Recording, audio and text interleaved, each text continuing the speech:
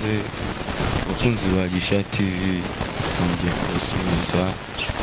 Uyu munsi twongeye kugirirwa amahirwe yo guhura n'umuramyi w'umucuranzi, umukozi w'Imana. Araza kubibwira amazina yitwa David, ariko ibindi byinshi araza kubibabwira, babwira amazina ye yose, ari umuhanzi, babwire n'uburyo ahanga n'umuhanzi.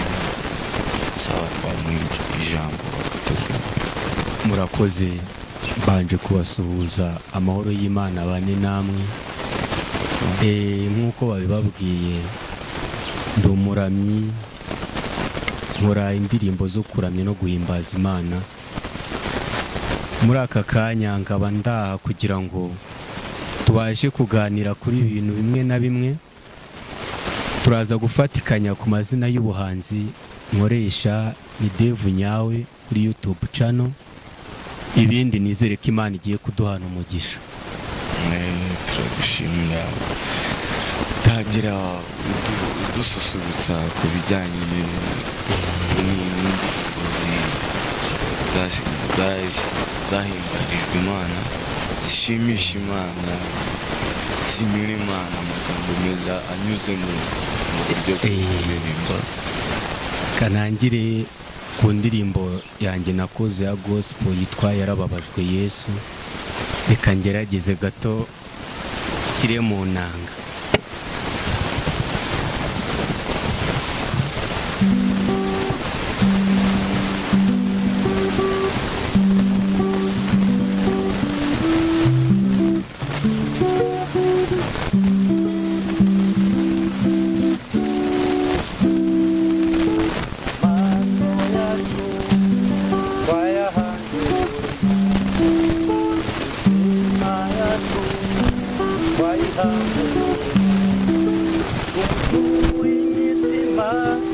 Yabamwizera bose umwuka wawe abari gukora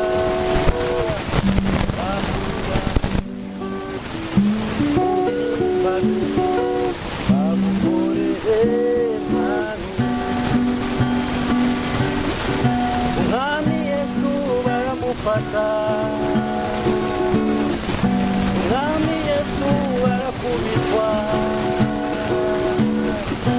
bamutera icumu, bamwambika amahwa, yarababajwe ubwacu. Bamutera icumu, bamwambika amahwa. Turagushimira. Iyo ndirimbo ya nziza. Murakoze. Hano tuba dufite content tuba turi kubazaho. Yego. Ubundi iyo bavuze ngo kurimbuka, nta kurimbuka kw'abantu, ubyumva ute ugendeye muri Bibiliya cyangwa mu kwizera Imana kwawe? Kurimbuka ubundi niyo tugiye muri Bibiliya, Imana mu itangiro hatwereka ko Imana yagiye irema ibintu byose, kandi ijambo ry'Imana ritubwira ko icyagize itangiro cyose kigira iherezo, buri kiremwa cyose. Ariko iyo tuje ku bintu bijyanye no kurimbuka, tubona nanone Bibiliya itubwira ahantu henshi Imana yagiye irimbura. Sodomo na Gomora, muzi byabaye ubwo kutumvira Uwiteka.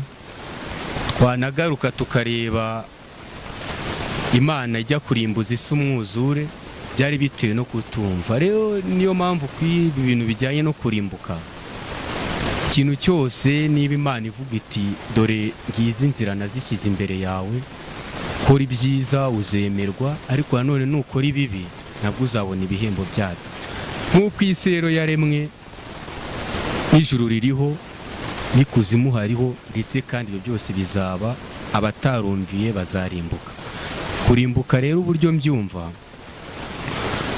biri ku bantu batumviye Imana, mbega bagakora ibihabanye no gushaka kwayo. Turagushimira. Bivuze ngo nimba ubundi si ibyo iby'Imana, ubundi tubanza tunyuriyemo tubwire iby'Imana itemera, tubwire wowe uburyo ubyumvamo. Iyo tugiye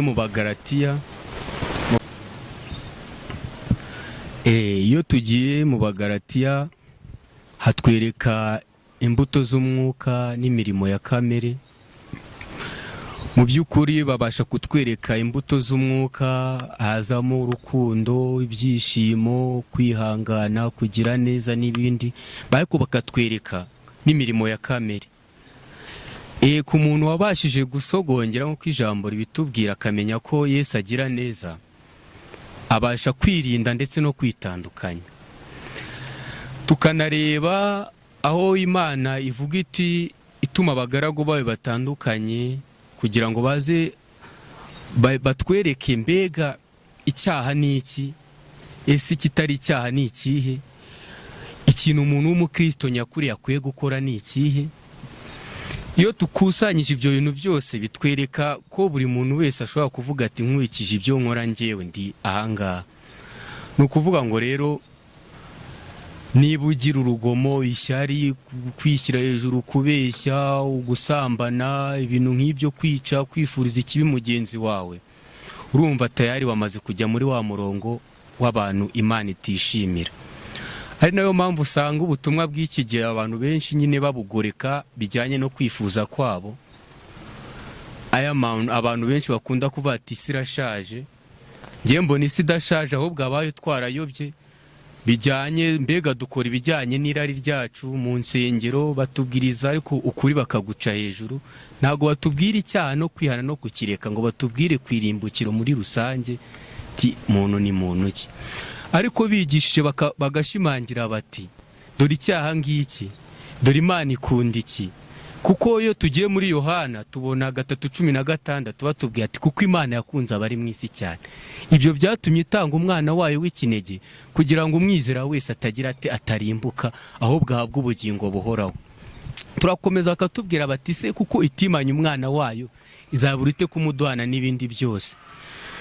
Urumva rero ko kurimbuka biriho kuko Imana yarabivuze bati yatanze umwana wayo kugira ngo umwizera atagira gute atarimbuka. Bivuze ngo rero no kurimbuka biriho.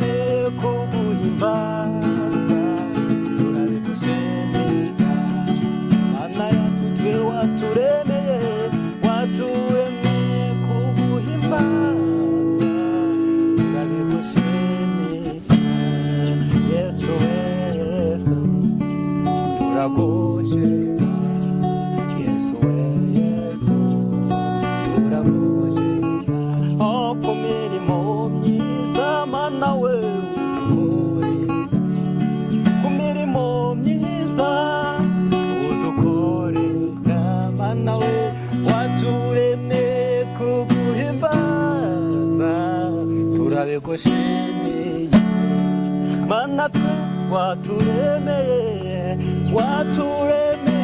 kuguhimbaza turabigushimiye mana we haleluya haleluya Yesu ashimwe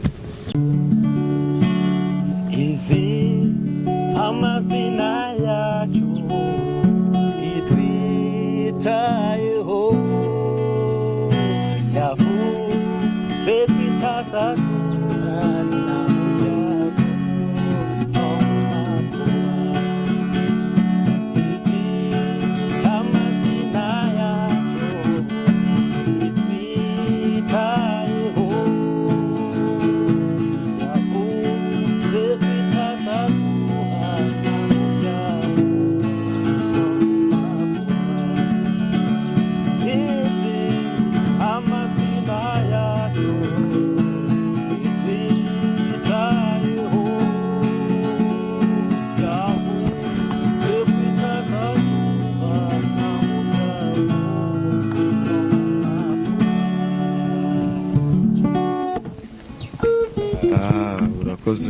urakoze murakoze namwe.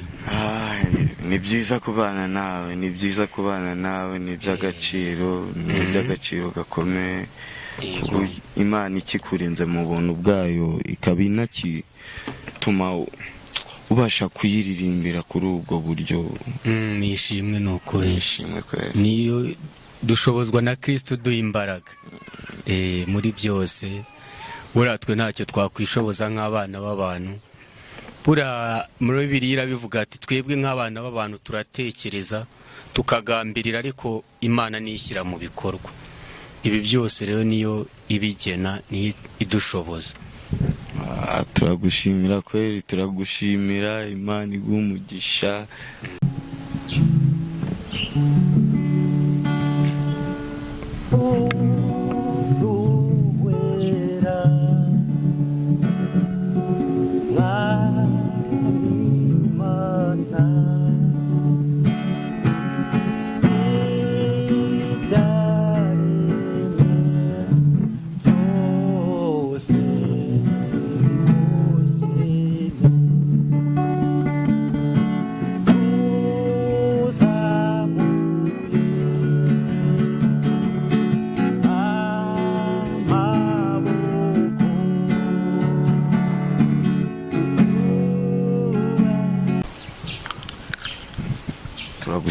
Turagushimira kuba wabanye natwe. Ahubwo ikintu twagusaba ni iyihe nama wagira urubyiruko nkawe mu byo kwiharira Imana, mu byo kwiyumvamo Imana?